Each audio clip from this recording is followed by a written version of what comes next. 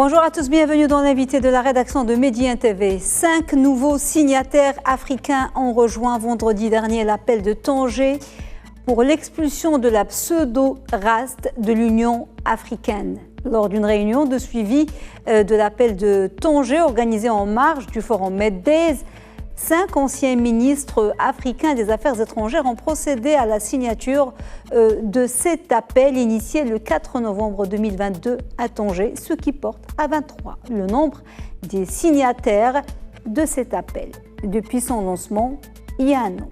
Avec notre invité de ce soir, le politologue et économiste Driss Aissaoui, nous allons revenir sur cette initiative et essayer de comprendre son importance et ses répercussions. Monsieur Aissaoui, bonsoir, merci beaucoup d'être avec nous. Toujours un plaisir de vous recevoir et de vous avoir avec nous et d'avoir votre éclairage. Alors, quelle lecture faites-vous tout d'abord de cet appel lancé, signé par 23 hommes politiques originaires de pays africains? C'est un appel qui vient à point nommé, il faut le dire. Parce que quand on est en train de parler de l'affaire du Sahara, qui a été fabriqué de toutes pièces par le voisin algérien, malheureusement, avec la Libye aussi et un certain nombre de pays. Mais cette invention, je pense qu'elle a été beaucoup plus grave qu'elle ne devait l'être. Pourquoi? Parce que les Algériens sont allés très loin. Ils ont demandé à l'organisation africaine de l'époque, c'est l'OUA à l'époque, d'admettre ce qu'ils ont appelé cette entité qui n'avait rien. En fait, elle n'a rien. Elle n'a pas de territoire, elle n'a pas de population définie particulièrement. Et les gens qui sont là-bas, ce sont des gens qui sont détenus contre leur gré et ils sont, embrigadés dans des camps de réfugiés, carrément. Ceux qui gèrent les affaires de cette institution, entre guillemets, ce sont des gens qui veulent et qui souhaitent justement faire d'abord, ils font de l'argent. C'est des gens qui gagnent de l'argent. D'abord, qui détournent les aides alimentaires. D'abord, toutes les aides qui sont destinées à ces populations sont utilisées systématiquement par ces gens-là. Il y a les embrigadés, il y a les séquestrés qui ne peuvent pas quitter. Les séquestrés ne peuvent pas, ne peuvent rien dire, ne peuvent rien faire. Et les Algériens qui gouvernent ces territoires, parce qu'ils ont donné une partie de leur territoire et ils l'ont mise à la disposition de ces gens-là et ont essayé plusieurs fois de vouloir renverser la table.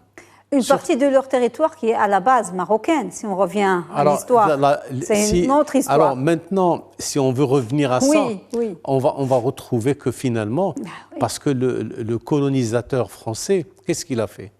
Il a pris un stylo, une craie, et il a entouré un territoire avec toutes les richesses du souterrain qu'il y a derrière.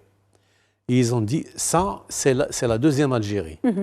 Ils sont restés 132 ans sur ce territoire. Personne n'est venu demander des comptes et ils sont restés là. Après, les sergents qui étaient avec eux sont devenus des généraux aujourd'hui en Algérie et qui gouvernent. Comment voulez-vous que l'on puisse... Moi, je me suis toujours posé la question.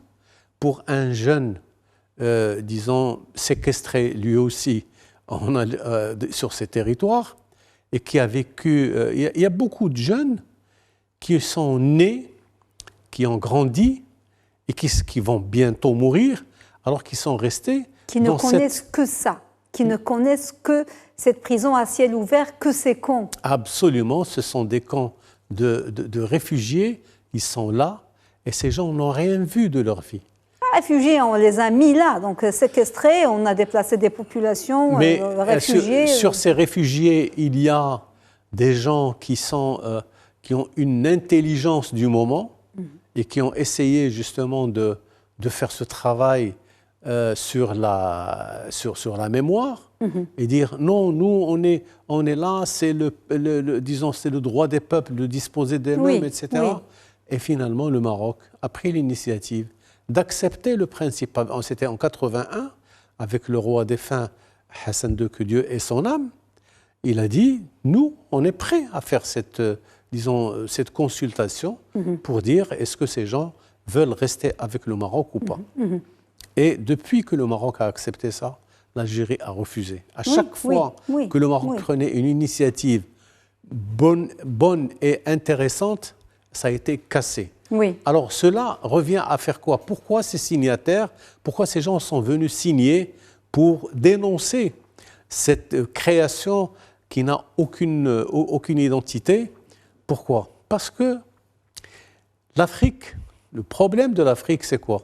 C'est que ce sont des pays qui ont été, entre guillemets, libérés pendant un moment, mais en même temps, ils sont restés carrément, ils ont hérité des frontières coloniales. Et beaucoup de pays africains se sont battus pour remettre en cause ce partage fait par le colonisateur. Le Maroc a été, a le sens de l'histoire. C'est un pays qui a 12 siècles. Création avec la dynastie idrisside et toutes les dynasties qui sont passées ici. Et pratiquement, la dynastie alaouite, elle est là depuis 4 siècles. Ce n'est pas rien.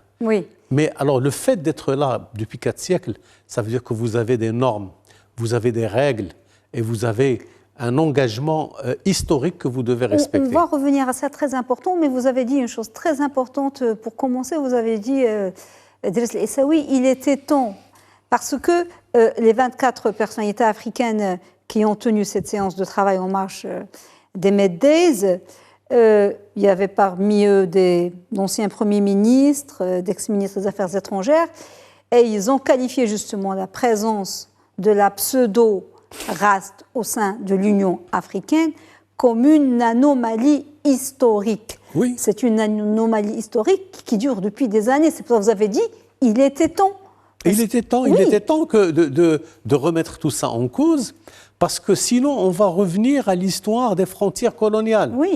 Alors comment voulez-vous que l'on puisse résoudre tout cela, alors que le Maroc a évité tout le temps de remettre en cause les intérêts et les biens des frères algériens. Il faut dire la vérité telle qu'elle est. Et à aucun moment, les Algériens n'ont regardé d'un œil, approbateur cette attitude du gouvernement algérien. Et les Marocains ont toujours donné de leur sang, de leur temps. Et le Maroc a donné ses enfants, sa vie, ses femmes.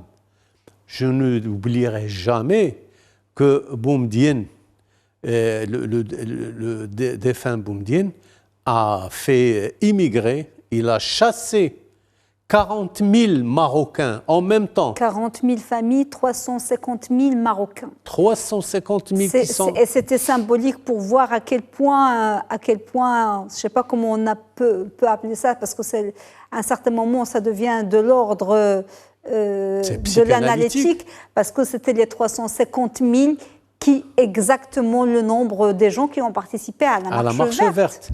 Heureusement que la marche verte a traversé des évolutions extraordinaires.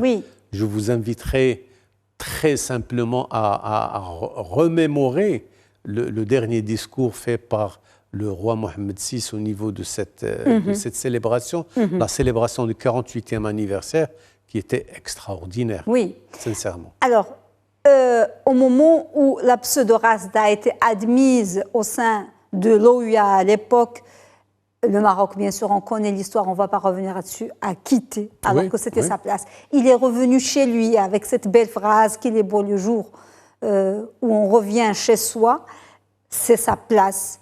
Et sur le plan juridique maintenant, parce que vous avez parlé, c'est très important, pourquoi la présence de ces milices, de cette pseudo-race, ne répond pas aux critères, on va parler pragmatiques, aux critères prérequis d'un État souverain libre et légitime pour pouvoir siéger au sein de l'Union africaine. Revenez au droit constitutionnel. Voilà, qu'est-ce qu'il vous dit? qu'on explique aux gens. Le droit constitutionnel... Pas à nous, on comprend, mais... Non, qu'est-ce qu'il dit? Il dit qu'un État se définit par son territoire. par sa population et aussi par sa capacité à vouloir construire un avenir. Alors, on est devant une population qui est hétéroclite. Il y a une population qui est séquestrée. Il y a ceux qui sont partis. Et il y a beaucoup de gens qui sont aujourd'hui parmi le Polisario, parmi les gens qui appartiennent à la race, qui, si vous cherchez un peu leurs origines, vous allez trouver qu'ils n'ont aucune origine sahraoui. Aucune. De manière systématique. Alors ceux qui sont restés, ceux qui gouvernent aujourd'hui, ceux qui sont très proches des Algériens, ce sont ceux qui, disons, comment on va les appeler? C'est des gens qui n'ont aucune foi ni loi. C'est des mercenaires. C'est de grands mercenaires, c'est des brigands de grand chemin, et ils sont là, ils sont en train. Alors, il y en a parmi eux qui ont commencé avec cette affaire et ils sont morts. Il y a d'autres qui ont immigré. Il y a d'autres qui sont rentrés chez eux parce que le roi Mohamed VI avait lancé l'idée Inna Allah Ghafour Rahim, donc la patrie est clémente et miséricordieuse, que les gens viennent. Et les gens sont venus. Et ils sont là. Ils sont rentrés au Maroc. Ils ont été pardonnés, ils ont occupé des postes de responsabilité. Ils les occupent toujours. Ils sont au niveau de fonctions, au niveau de l'administration territoriale. Ils sont aussi des experts à beaucoup de niveaux. Moi, j'en connais un grand nombre. Oui. Ce sont nos enfants qui se sont égarés à un certain moment et revenus à la raison. On ne va pas fermer la porte. Absolument, vous avez raison. Alors, les signataires de l'appel de Tanger ont réitéré leur plein engagement à cette occasion et leur totale mobilisation pour la réalisation de l'objectif de l'expulsion de la pseudo-race de l'Union africaine, qu'ils considèrent comme un prérequis indispensable au retour de l'impartialité et de la crédibilité de l'organisation, parce qu'il y va de la crédibilité de l'Union africaine. C'est le signe d'un engagement. On voit sans cesse croissant l'engagement de l'Afrique en faveur de la marocanité au Sahara. On a vu tous les consulats, on ne va pas revenir là-dessus. Qu'en est-il du reste de la communauté internationale? Je pense que la communauté internationale est en train de vaciller entre une position et une autre. Nous avons un certain nombre de pays qui ont accepté le fait que le Maroc soit celui qui administre ce territoire. Ils ont même accepté la proposition faite par le Maroc, disant que c'est une proposition qui est acceptable et qui peut être acceptée par les autres parties. À savoir, moi je parle ici du Polisario, je parle de l'Algérie, je parle même aussi de la Mauritanie, parce que la Mauritanie, pendant un moment, administrait une partie de ce territoire. Mais finalement, au niveau international, il n'y a pas, c'est-à-dire quand on regarde, il n'y a pas. L'Espagne sont revenus à de meilleurs sentiments actuellement. Ils sont en train de travailler avec le Maroc. Ils ont même des choses, des grands projets intéressants ensemble, au niveau du football, au niveau de l'économie, au niveau de la liaison fixe entre le Maroc et l'Espagne. Et il y a également les Anglais qui ont une position très positive par rapport à ce sujet. Et je ne vous parlerai pas des Africains qui ont ouvert des consulats, qui sont en train de faire du business, ils sont en train de travailler, ils sont sur place. Ce ne sont pas des gens qui sont établis à Casablanca ou à Rabat ou à Tanger. Ils sont établis à Dakhla, à Al-Ayoun. Ils sont en train de faire le travail, de prospecter les opportunités. Pourquoi? Parce que Dakhla, c'est la grande porte de l'avenir de l'Afrique. Le port atlantique de Dakhla est un port extraordinaire et à travers lequel on va avoir des choses extraordinaires. Vous avez la liaison gazière entre le Nigeria et le Maroc qui va donner d'énormes possibilités aux 25 pays par lesquels va passer ce gazoduc. Tout ça, l'Algérie ne peut pas le donner.